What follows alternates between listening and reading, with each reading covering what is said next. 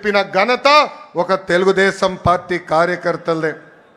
అంతేకాదు మన అధినేత ఇంటికి తాడు కడితే ఆ తాళ్ళు తెంచి పోరాడింది మన తెలుగుదేశం పార్టీ కార్యకర్తలు. క్లేమోరల్ మైన్కే భయపడని పార్టీ మనది. ఈ కామెడీ పీసులకు మనం భయపడతామా? నలుగురు ఎమ్మెల్యే లాక్కుంటే ప్రతిపక్ష హోదా ఉండదని చెప్పిన వ్యక్తికి ఈరోజు ప్రతిపక్ష హోదా లేకుండా చేసిన ఘనత తెలుగుదేశం పార్టీది. చివరికి ప్యాలెస్లు కూడా మనం బద్దలు కొట్టాం.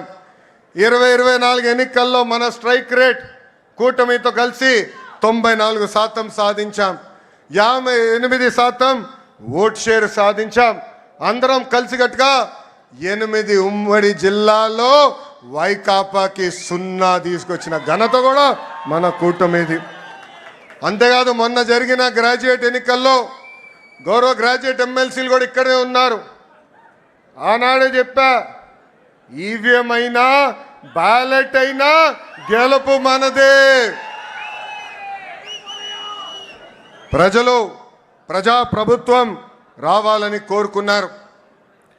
ప్రజాప్రభుత్వం ప్రజల కోసం ఈరోజు పనిచేస్తూ పోతుంది. పేదరికం లేని సమాజమే మన లక్ష్యం. చాలని 200 రూపాయల పెన్షన్ని 5 సంవత్సరాల్లో 2000 రూపాయలు చేసిన ఘనత తెలుగుదేశం పార్టీ.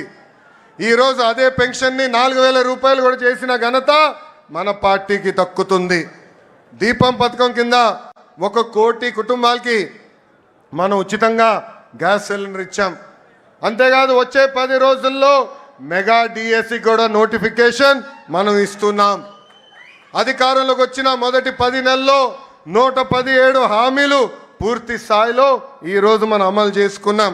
ఇంకా మే నెలలోనే తల్లికి వందనం, అన్నదాత సుఖీభావ కూడా మన ప్రభుత్వం అమలు చేయబోతుంది. తెలుగుదేశం పార్టీలో కార్యకర్తలే మా అధినేతలు. ఈ మాట నేను ఊరికే అంటం లేదు. దేశంలో ఏ పార్టీకి తక్కని కార్యకర్తలు ఒక తెలుగుదేశం పార్టీకే సొంతం. మీరు మంచి చేస్తే మెచ్చుకుంటారు, తప్పు చేస్తే నా తోలు కూడా తీస్తారు. 1 కోటి సభ్యత్వాలు అనేది అది కూడా ఒక ప్రాంతీయ పార్టీకి అసాధ్యమైన రికార్డ్. ఆ 1 కోటి సభ్యత్వాలు సాధించింది మన పార్టీ తెలుగుదేశం పార్టీ. అది కూడా కేవలం 83 రోజుల్లో. ఆంధ్ర రాష్ట్రం, తెలంగాణ రాష్ట్రం, అదేవిధంగా అండమాన్ నికోబార్లో మన సభ్యత్వాలు చేసుకుంటాం జరిగింది. కార్యకర్తల కోసం ప్రమాద బీమా ఈరోజు చంద్రబాబు నాయుడు గారు ఆదేశాలు